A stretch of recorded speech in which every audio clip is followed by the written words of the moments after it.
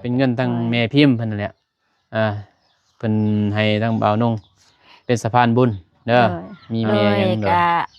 ขอบบุญขอบคุณเด้อทั้งแม่พิมพ์แม่ติ้วแม่กั้นแม่เพนแม่เพียนแม่อินดี้พี่จ้าแม่ทุกคนที่นี่บ่ค่ะมีดอกแม่ดินก็มีหากน้องดื่มลืมก็เว้าบ่ถูกปานใดขอโทษขออภัยนำ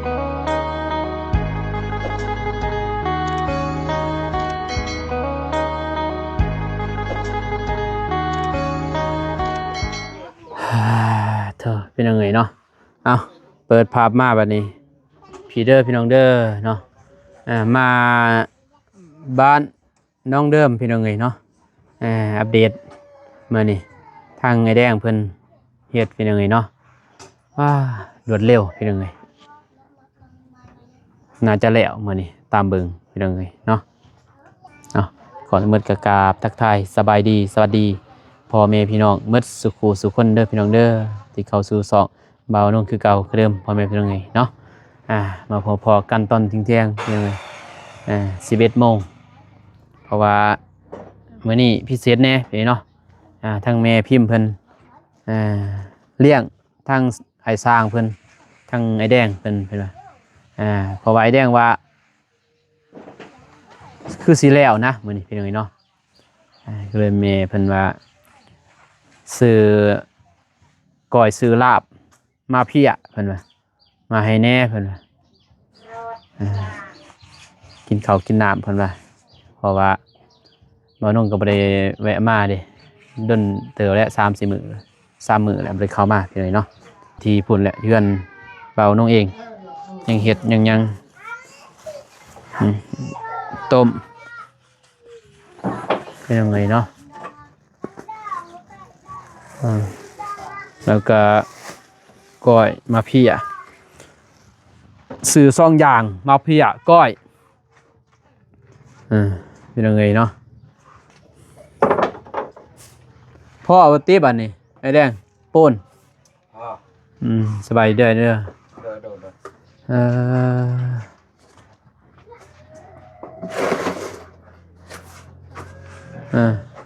มีแต่ปูนมาอย่างแม่นมันนั่นบ่ได้ไล่เด้อะไรมีแต่ว่าก็แหละเททับแหละก็เท่นั่นคือบ่ได้ไล่ว่าเฮาสิได้โบกอีหยังอ่ะนะสบายดีเด้อพ่อแม่พี่น้องผู้ใหญ่ใจบุญทุกท่านสบายดี FC พังไทยพังลาวอยู่ต่างประเทศหรืออยู่ในบ้านก็ขอสบายดีและสวัสดีเบิดทุกคนเด้อสบายดีเลยเป็นยังไงเนาะก็ยิ้มเลยจ้ะสิแล้วบ่คือยิ้มเลยซื้อมาเพียไอ้แดงคือสิมักอยู่แล้วมาเพียกับก้อยเนาะกระต้มของไอ้สร้างของไอ้สร้างเนาะมันฮ้อนเด้ยังฮ้อนแล่นมาไว้เติบพี่น้องพาวเอาขอบใจหลายๆให้น้องเดิมเอาแตงโลดหิวเลยโดยหิวแห้งเลยโอนยังมันฮ้อนเลยนะโดยเมียพิมพ์เพิ่นเลี้ยงผมเห็นว่าน้องได้เลี้ยงอยู่บ่มีเงินเด้อว่าน้องบ่มีเงินโตสาบหมดหน่อนี่โอ้สายจวดแล้วดีนี่เบิ่งนี่ก็เฮ็ดเขาเดียวเป็นยังไงเนาะว่านนี่บ่บุงนี่แม่นว่านคือสิบ่พระบ่ไอ้แดงน้ำบ่ย่อยมาบ่บ่ย่อยบ่ทางข้างนี่กั้นแล้วบ่ครบเซตแล้วบ่ใส่สังกะสีกั้นเลยสังกะสีมันกั้นเลยก็นี่นะพอยามมันย่อยฝนตกเป็นยังไงซื้อบรรพับเพิ่นบ่ไปเอาบัตรไปบรรพับก่อนเป็นยังไงเนาะ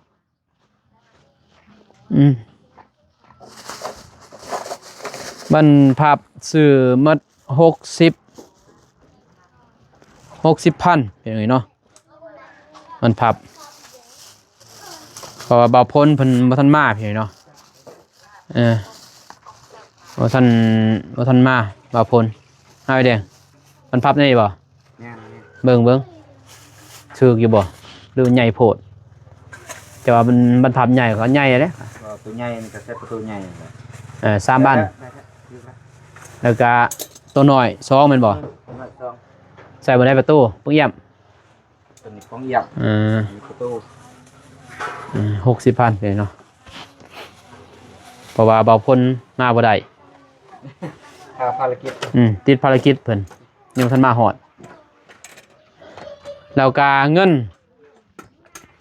นค่าใหม่สิให้เพิ่นเลยก่อนเพิ่นเนาะค่าใหม่นี่400,000เนาะ โดย เพราะว่าให้มันนั้น100,000บ่ไฟให้น้องเดิมบ่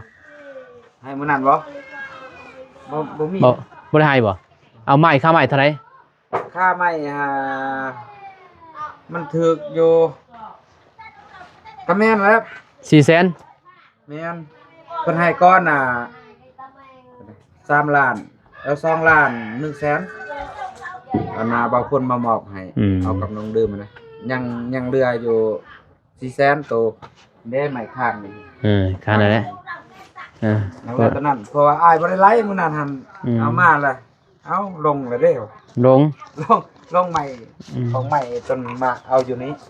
เอา400,000เพราะว่าเงินนำเบาน้องเองแต่เพียงนี้เนาะเพราะว่ายังเรือนำเบาน้อง400,000กับพอดีหมดจบ หมดแล้ว ค่าใหม่กับตีเบาน้องซื้อแฮทรายแล้วก็ปูนเล็กพี่น้องเอ้ยเนาะเพราะว่าสังกะสีนี่ทั้งเบาพ่นเพิ่นหับเป็นสะพานบุญแล้วกับใหม่เบาพ่นเนาะแล้วก็จำนวนหนึงก็ตัวนี้เด้เงินไผ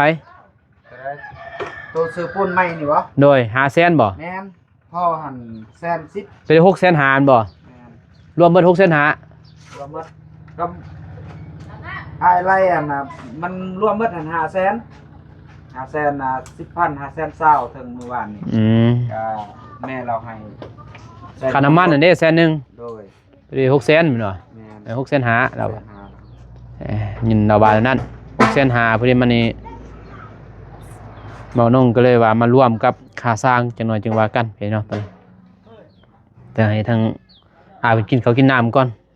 หิวข้าวเมื่อยแต่เช้าพุ่นโดยสบายเด้อน้องเด่นเด้อน้องเด่นก็คุ้มซอยเลยพี่น้องเนาะบ่หานั่นดอกน้องเด่นเฮ็ดตลอดบ่มีแตกเนาะคักนั่นแหละนาเป็นนาพี่น้อง2หุ่นเพิ่นได้เพิ่นโบกกูนี่พุนาลิโบกมาตรฐานน่ะลิ2หุ่น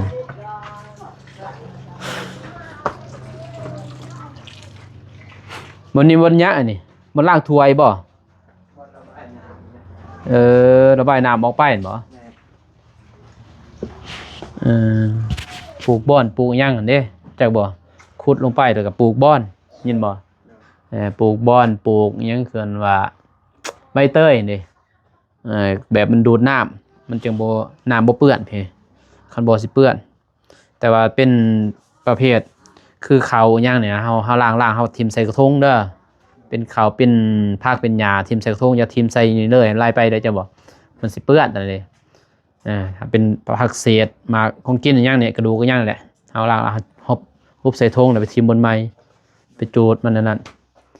คันทิ่มลงนี่ห้อย เน่าหมดได้บ่เหม็นเด้เฮ็ดแบบนั้นเห็นมั้ยโอ้ใหญ่อีหลีใหญ่กว่าเฮือนครัวบ่น้องอีกเฮือนครัวบ่น้องยังบ่ได้ซำนี้นี่นอนได้เซยเนาะ นอนอยู่นี่ได้เซยขี้ข้านคืนน้อยแดงขี้ข้านคืนกันนอนอยู่นี้ยังเฮ็ดเตียงนอนเซยลูกนึงเขาโอ้ยซำนี้เอาแล้วเฮือนโสดนั่งอยู่หั่นกินข้าวอันนี้ยังเฮ็ดก็เฮือนครัวนิดนึงเอ้าห้องเสาสิใหญ่ซังห้องเสานิดหน่อยซ้ำกินซื่อยังไงได้แล้วแต่มันร้อนเนาะสังกะสีมันต่ำนี่กันว่าเฮ็ดเฮือนโซนมันก็บ่ฮ้อนเนาะใส่ดาดขาวตีเนาะแล้วก็เอาตัวแนวกันยังกันความร้อนนะแฟงยังเกินว่าใส่ตัวนั้น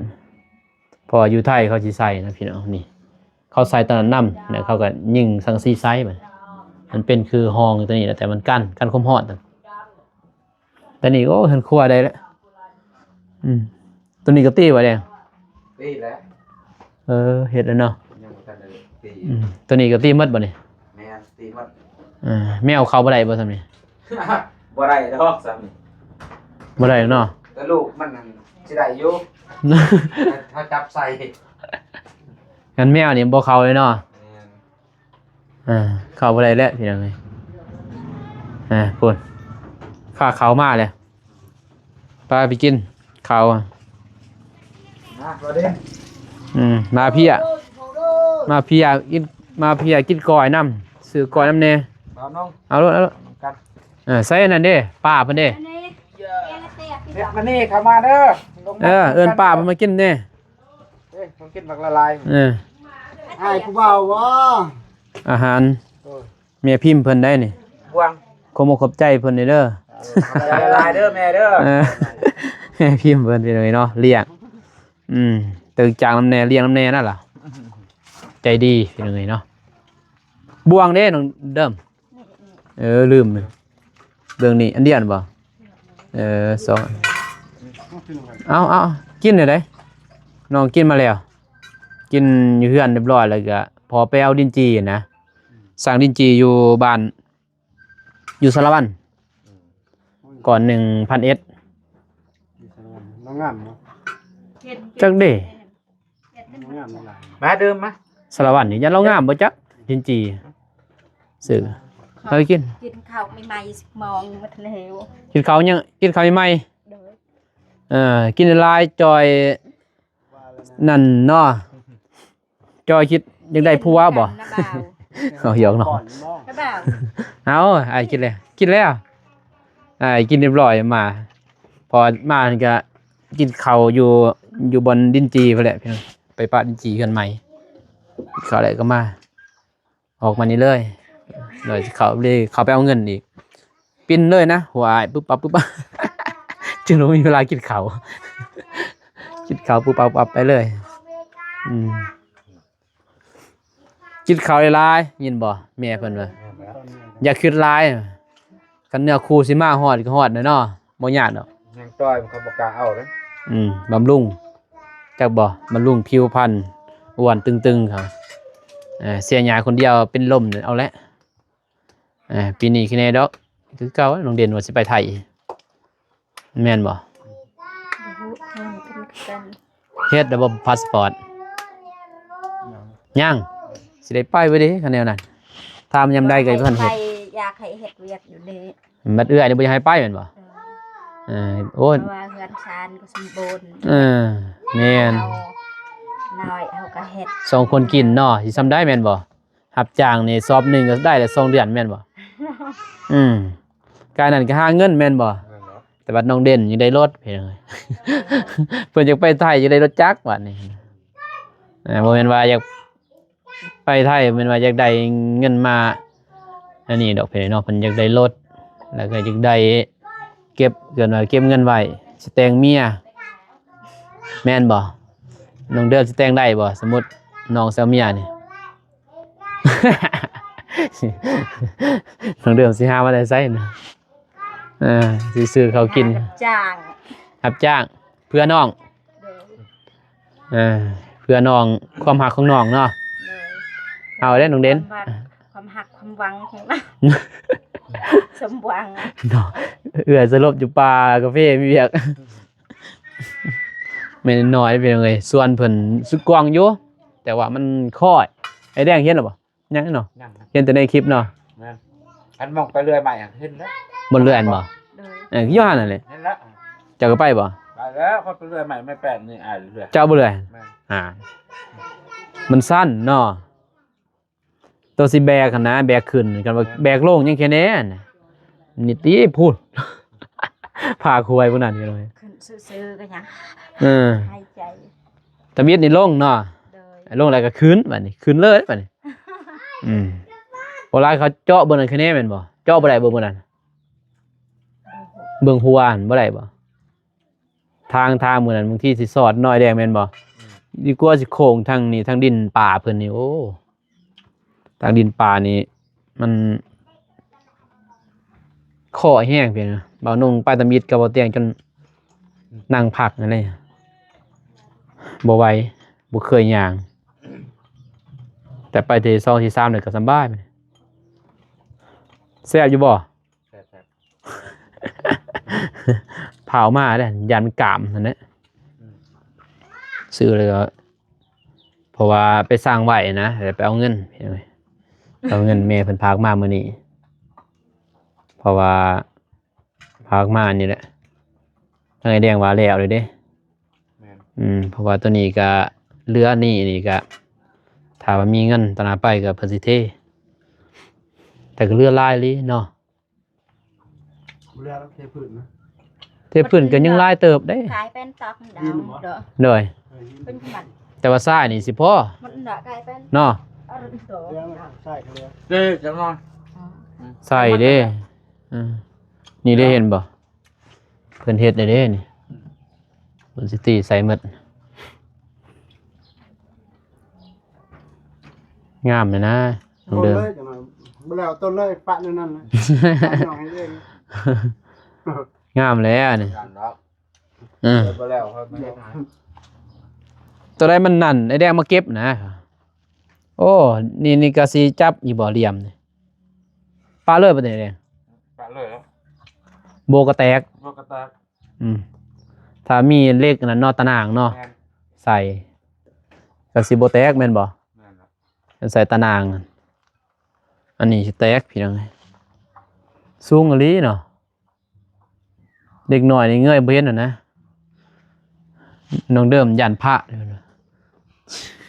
ขวายจนเจ้าเห็นตะวิทย์คือสิย่านพระเด้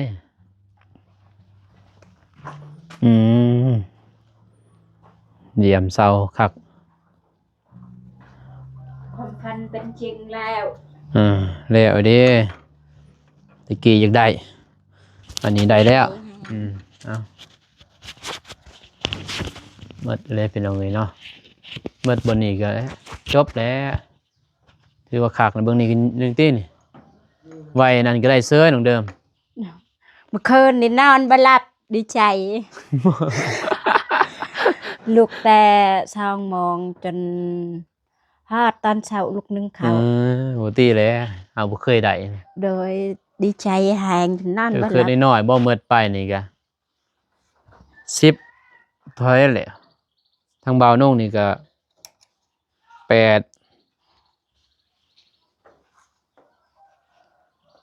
ล้านมาบวก7 16ล้าน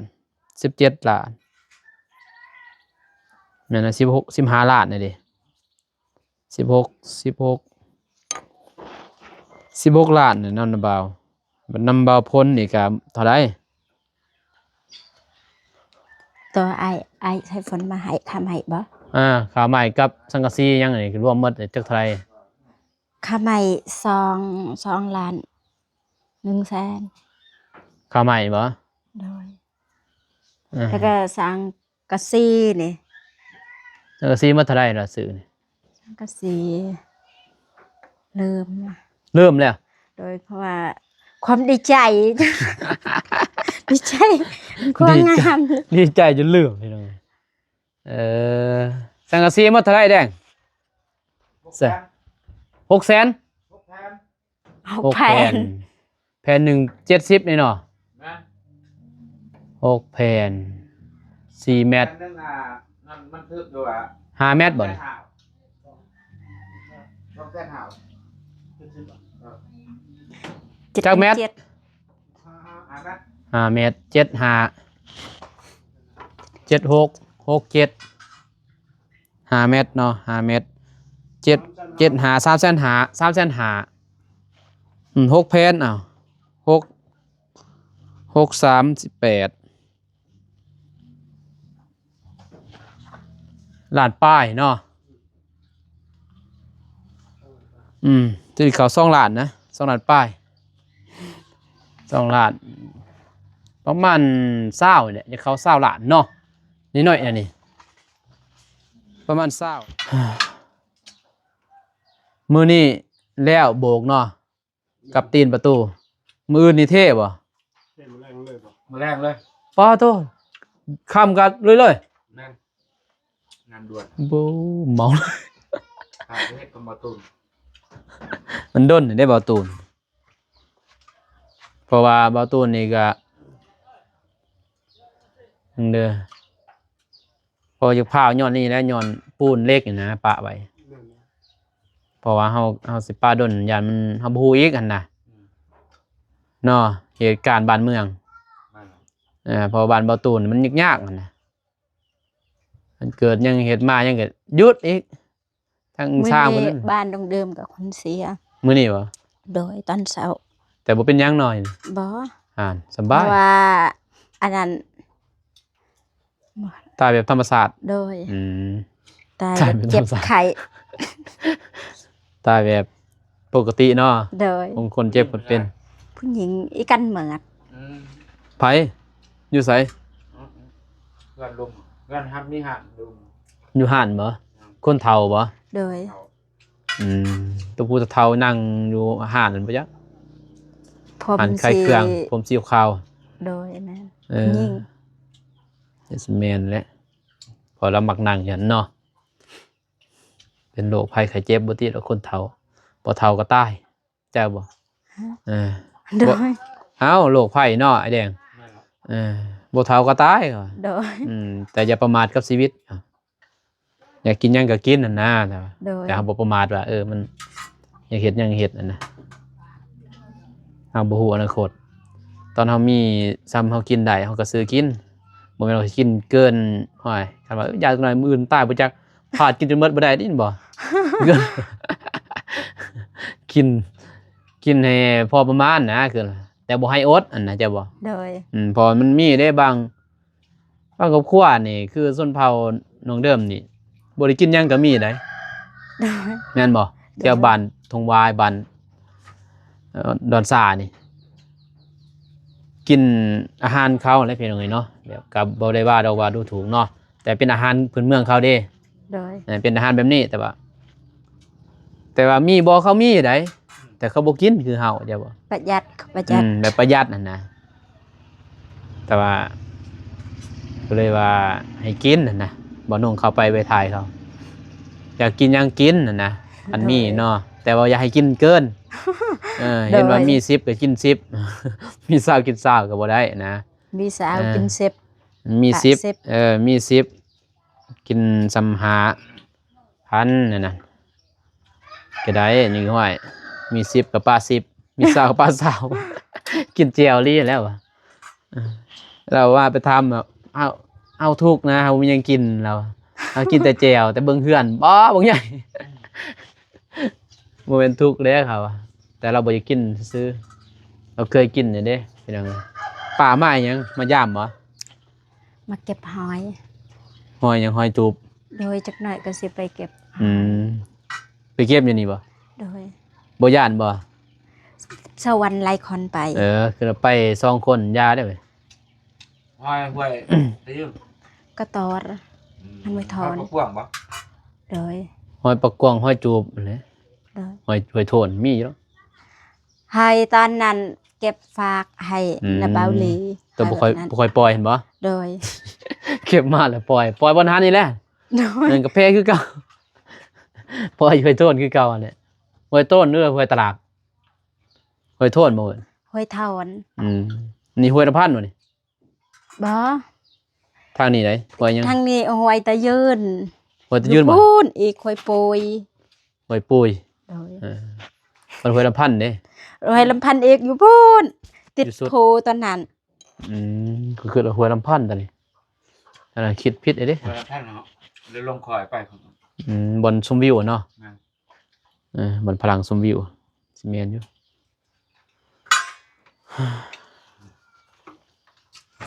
มันเป็นเรื่องมันแรงเลย ฝรั่งก็มาเที่ยวทุกมื้อเห็นเขาขี่รถ เขาถ่ายอันเด้วิวอยู่น้อง เห็ เดิ น นไป ไปก็เฮ็ดถ่าย น้องเดินไปบ่อยู่วิวเนี่ย ไป น้องเดินก็กินไหวแต่อิ่มไหวเนาะก็ตัวจอยแต่เว้ยบอกนี่แหละเหลือจะเสียจะไรประมาณจะก้อนเนี่ย กันว่าเท่เพิ่นเฮาว่าเทศก่อขึ้น ก้อนและบอล ก่อไปเอาบ่เรือบ่ดีหรอ พอดีป่ะ แม่น ดินบ่แพง ดึงบ่เพียง ถ้าบ่อยากอันนั้นก็ได้น้องเดิม ฮะ ถ้าเฮ็ดให้มันสูงคือเก่าเนาะบัดทางพุ่นโน่นเนาะก็อย่าเด้อ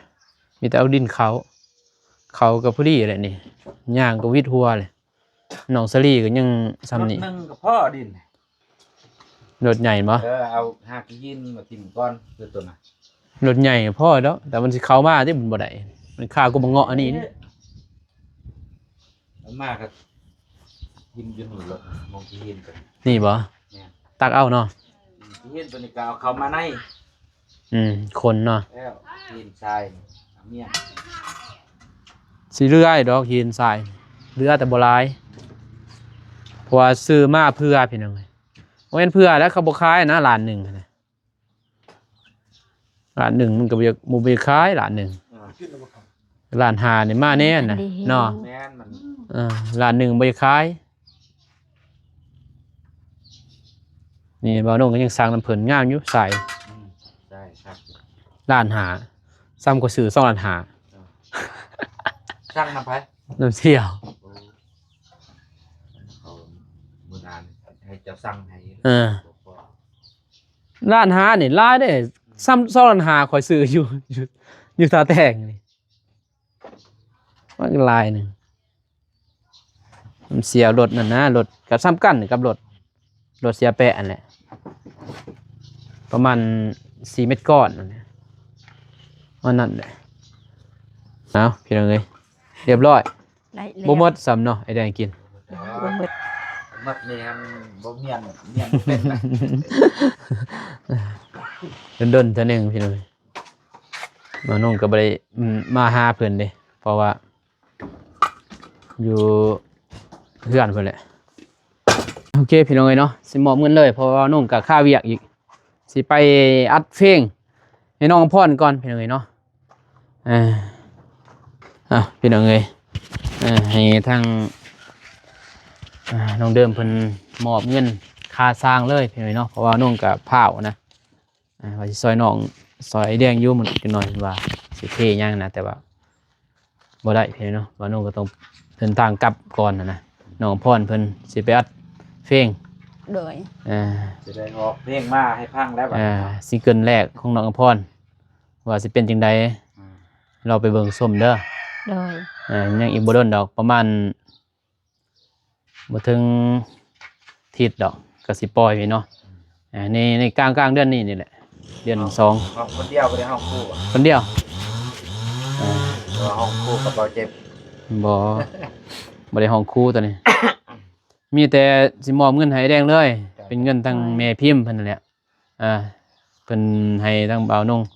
เป็นสะพานบุญเด้อ โดย ถ่ายรูปเป็น6ล้านหาเนาะ แม่น 6ล้านหาแสนมาบวกกับตัวไอ้แดงเพิ่นไปซื้อปูนซื้อหยังหั่นนะเป็น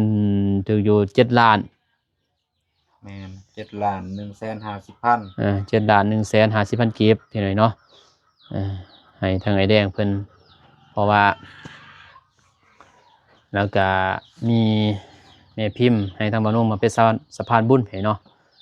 เพราะว่าทางบ่าวพ้นเพิ่นก็ค่าเวียกเป็นบ้านนุ่มก็เรียนมาก็เลยว่ามื้อนี้ไอ้แดงว่าแล้วสำเร็จเลยเนาะ แม่น มีแต่มื้ออื่นว่าสิลุยเรือนเบาตูนบ่ แม่น อืม ลุยเป็นคนแล้ว การและมีแต่น้องให้น้องเดิมเด้อ โดย ฝากคุ้มอกขอบใจ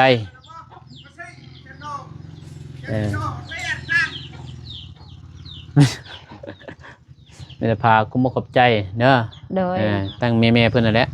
โดย เอานั่งอยู่นี่ก็ได้ไปซะ ให้น้องเพิ่นคง ก็ขอบคุณขอบใจกันพอสิขอบใจทั้งสร้างน้ำแน่เด้มี โด แม่ ย ยังเด้อ ก็ขอบบุญขอบคุณเด้อทางแม่พิมพ์แม่ติ้วแม่กั้นแม่เพนแม่เพียนแม่อินดีพี่จ้าแม่ทุกคนที่สนับสนุนสปอร์ตน้องเดิมน้องเด่นโดยมาตลอดขอให้แม่อยู่เย็นเป็นสุขสุขกายสุขใจ ความเจ็บอย่าได้ความไข่อย่ามีให้หังให้มี ให้โศกให้มานให้ร่ำให้รวยให้เฮงๆปังๆเฮ็ดเวียกการงานใดก็ขอให้ประสบผลความสำเร็จให้เจริญรุ่งเรืองไปใส่มาใส่ก็คอยไปฮอดจอดถึงให้มีคนฮักคนหอมให้อายุมันควันยืนตลอดปีตลอดไปปรารถนาสิ่งใดได้สิ่งนั้นดังสมปรารถนาเด้อสาธุขอบใจทางสร้างนำที่ซอยน้องดื่มด้วยมาตลอดแหละทางนาบ่าวอนงและทีมงานเบิดทุกคนก็ขอให้สุขภาพแข็งแรงอย่าเจ็บอย่าจนเด้อเฮ็ดเวียกการงานอันใดก็ขอให้รับรื่นสาธุ โดยสาธุพี่น้องเนาะการมีเท่านั้นแหละเด้อ โดย แล้วเด้เพิ่นว่าความฝันเป็นจริงแล้วหมดเลยเนาะเพื่อนก็ได้แม่นบ่แดง โดย เพิ่นครัวก็มีเนาะ โดย บ่มีแต่ผู้ครองมันนี่ ให้แม่พิมพ์ให้แม่พิมพ์ไปหาให้เพิ่นอีกจ้ะนะ โดย หาคู่ครองว่าไปเอาปัวไทยเนาะ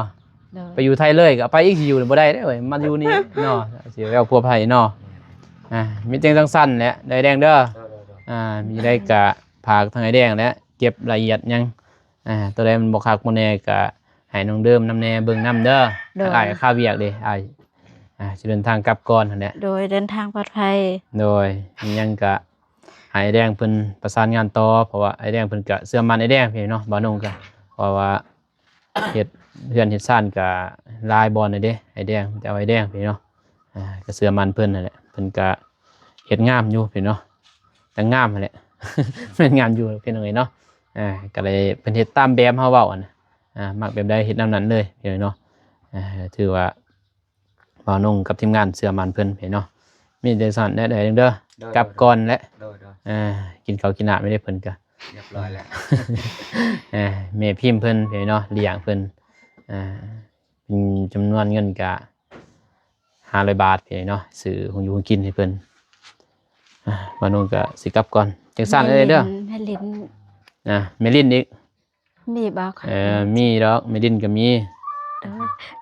หากน้องดื่มลืม ก็เว้าบ่ถูกปานใดก็ขอโทษขออภัยนำเด้อแม่ เพิ่นก็เบิ่งอยู่เนาะเจ้าตื่นเต้นมันก็ต้องมีแหละ ๆโดย คนใดคนหนึ่งแม่นบ่มันหลายเด้พี่น้องเอ้ยเนาะ เช่นจะนอนบ่หลับ อันบ่าวนุ่งนี่ยันบ่จื้อดอกพี่น้องเอ้ยมันหลายเด้เดี๋ยวจะคนแม่ลิ้นแม่พิมพ์แม่เพ็ญแม่เพี้ยนเนาะ โดย แม่ติวแม่มาอินดี้6-7 คนจ้าพูน7-8 คนน่ะเด้ โดย แล้ว FC อีกแห่งหลาย FC บ่จื้อดอกจังซั่นเด้อกลับก่อน โดยเดินทางปลอดภัยอยู่ดีมีแฮง โดยมาไม่ฝ้าวอยู่นี่น้องกับพ่อนก็ทายอยู่เพื่อนบ่าวนุ่งมันสิมีรถใหญ่รถจักรนี่โทรให้น้องเพิ่นมา จะรอพัง พังรอดครึ่งเดือนนี่แหละจากวันที่ยังบ่ฮู้7 8 9หรือ6 7ก็บ่ฮู้5 3ประมาณนี้แหละพอผมบ่ได้ถ่าย MV เด้มีแต่สิเอา MV มาจับใส่นะเพราะมันก็บ่ได้เฮาก็ยังบ่ทันเฮ็ดคักแน่เพราะว่ามันจักสิฮอดไซนะเพียงตัวนี้ถ้ามันราบรื่นบางทีสิเฮ็ดต่อไปอีก ผู้ได้แต่ง เพลงนี้เบาป้อมเพิ่นแต่งเบาป้อมสวรรค์อยู่เมืองนี่แหละถ้าแต่งห้องอัดเพิ่นนั่นแหละเข้าไปห้องอัดจ่ายไป4 ล้าน 5ต่อเพลงรวมหมดเด้ถึงแต่งถึงมิกถึงเฮ็ดเสียงหยังครบเครื่องห้องอัดหยังนี่อยู่หั่นแต่เพิ่นเอา5 ล้านแล้ว ขอนะเพิ่นทางผู้ใหญ่เพิ่นขอถึงสั่นได้เด้อโดยอยู่ดีมีแฮงโดยไปก่อนน้องเดิมโดยโอเคเนาะไปบ่าวน้องกาสิเดินทางกลับก่อนบัดนี้เพราะว่านี่น้องชายเพิ่นโทรมาว่าไปอัดเพลงก่อนไปเนาะพูนละอยู่ท่าแต้งทางน้องอภรก็รอท่าพี่น้องเนาะสิเข้าไปอัดเพลงว่าสิเป็นจังได๋บ่าวน้องก็สิถ่ายเบื้องหลังให้พ่อแม่พี่น้องเบิ่งพี่เนาะแล้วก็ก็อย่าลืมฝากเป็นกำลังใจให้น้องอภรนำแน่เด้อพี่น้องเด้อเนาะก็ที่สำคัญบ่าวน้องก็มามื้อนี้ก็ขอบใจทั้งแม่พิมพ์เพิ่นเนาะแล้วก็แม่ๆทุกคนเนาะที่ซัพพอร์ตทั้งน้องเดิมพี่น้องเอ้ยเนาะแล้วก็เฮ็ดความฝันให้น้องเป็นจริงพี่เนาะเป็นครัวแล้วก็ที่สำคัญบ่าวน้องก็ขอบใจทั้งแม่ๆทุกๆคนเนาะที่ให้ทั้งบ่าวน้องมาเป็นสะพานบุญในครั้งนี้พี่เนาะเฮ็ดกับน้องเป็นครัวให้น้องเพิ่นก็ขอบใจหลายทั้งแม่พิมพ์ แล้วก็แม่ๆทุกคนเนาะขอให้อยู่ดีมีแห้งเมื่อสุขคนเด้อพี่น้องเด้อเนาะสุขภาพร่างกายแข็งแรงนอนให้ได้เงินหมื่นตื่นให้ได้เงินแสนแม่นมือมาให้ได้แก้วมีโทษหายอย่าได้มาเบียดเบียนสาเหตุจึงได้ก็อย่าได้มาไกลเด้อแม่เด้อเนาะพร้อมกับครอบครัวขอให้เจริญรุ่งเรืองกันซอยเลือดซอยผู้คู่คนก็อยู่เย็นเป็นสุขสุขกายสบายใจเด้อแม่เด้อเนาะพอๆกันใหม่คลิปหน้าพี่น้องคลิปนี้ขอกล่าวคำว่าสบายดีพี่น้องไปบาย